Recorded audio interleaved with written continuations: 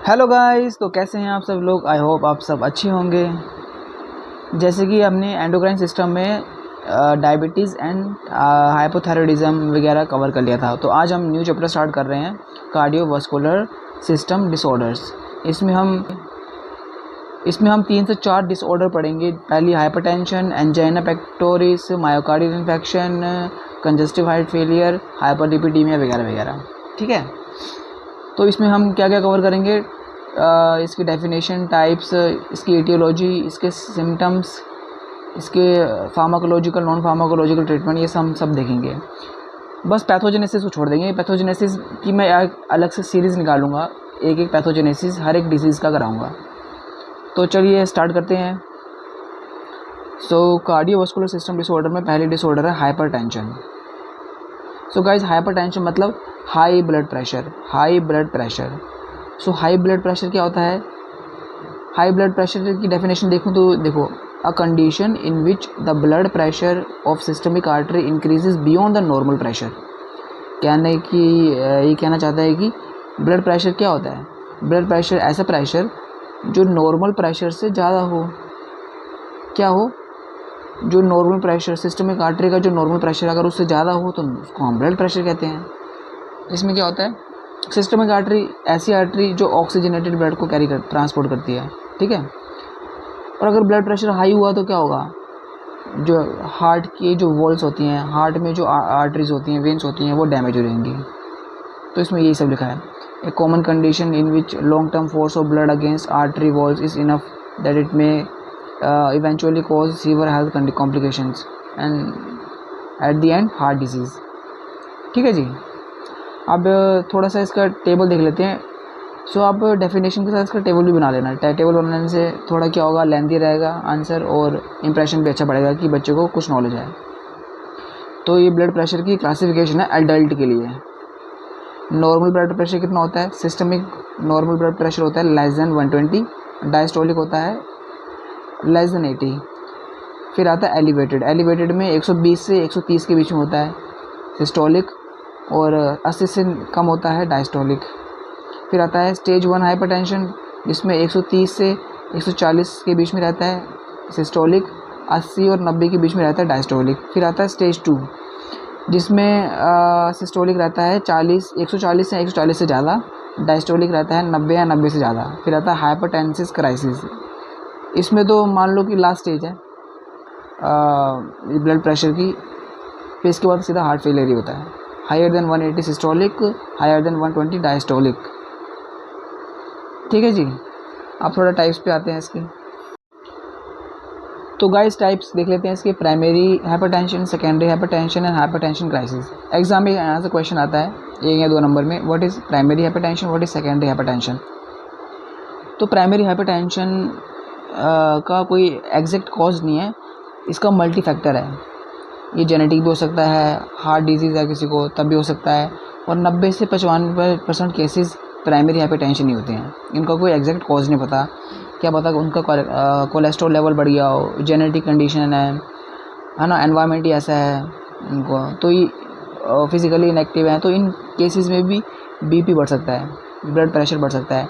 Secondary hypertension मतलब अगर blood pressure किसी बीमारी के थ्रू हुआ हो, जैसे कि ट्यूमर है ना, और भी कई सारी बीमारी हैं, अगर किसी बीमारी के थ्रू ब्लड प्रेशर आया हो किसी के जीवन में तो सेकेंडरी हाइपरटेंशन। अगर कॉज नहीं बता तो unknown blood pressure primary hypertension, non blood pressure secondary hypertension. और हाइपरटेंशन क्राइसिस मतलब ऐसी कंडीशन जब ब्लड प्रेशर इतना बढ़ जाए और which results to heart stroke.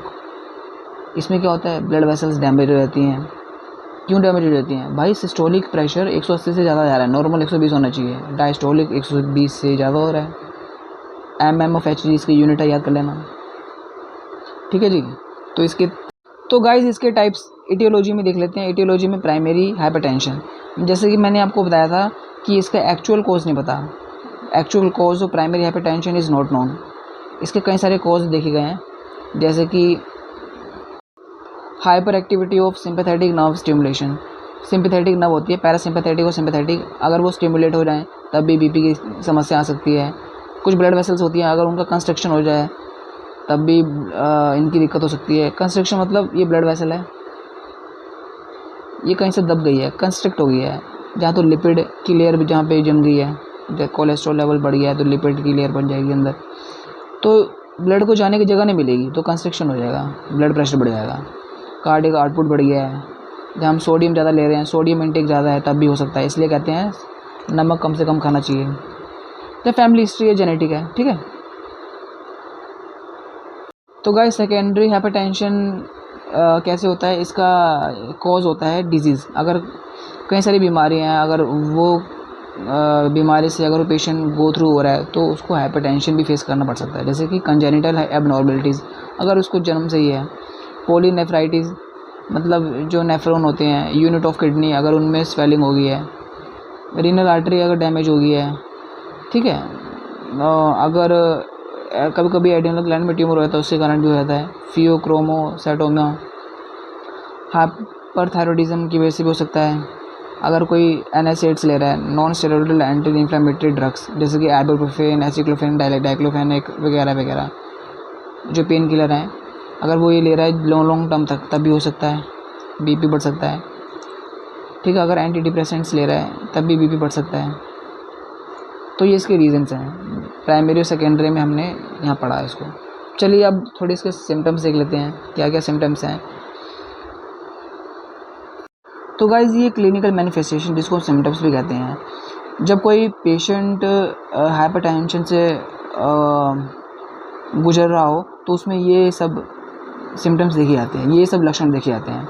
उसको काफ़ी सीवियर हेडेक रहेगी, काफ़ी सिर दर्द रहेगा, चेस्ट पेन भी रहेगी, उसको धुंधलापन भी दिखाई देगा कभी कभी, और कभी कभार तो नोज से ब्लीडिंग भी रहेगी, सांस लेने में दिक्कत रहेगी, हार्ट बीट भी रेगुलर रहेगी, कभी बढ़ जाएगी, कभी कभी कम हो जाएगी, टैकीकार्डिया ब्रैकीकार्डिया वाला कंडीशन, कन्फ्यूजन भी रहेगी, सीजर भी हो सकते हैं, ठीक है जी। कभी कभार नोजिया, सिर चकराना, वॉमिटिंग भी आ सकता है, गर्दन में दर्द, बैक में दर्द, है ना। पूरी बॉडी गर्म रहेगी, टेम्परेचर भी बॉडी का नॉर्मल, धुंधलापन दिखाई देना, लाइट हेडनेस, डिजीनेस, ठीक है। तो ये सब सिम्टम्स है जो कि देखा जा सकता है हाइपरटेंशन पेशेंट के थ्रू। तो गाइस अब थोड़ा ट्रीटमेंट पे आते हैं। Treatment without medicine, non pharmacological, फिर इसके बाद फार्माकोलॉजिकल ट्रीटमेंट विद मेडिसिन। तो विदाउट मेडिसिन हम BP को कैसे ठीक कर सकते हैं?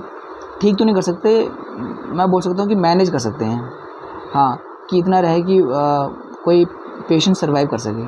पहले डाइटरी चेंजेस, डाइट में चेंज लाना पड़ेंगे।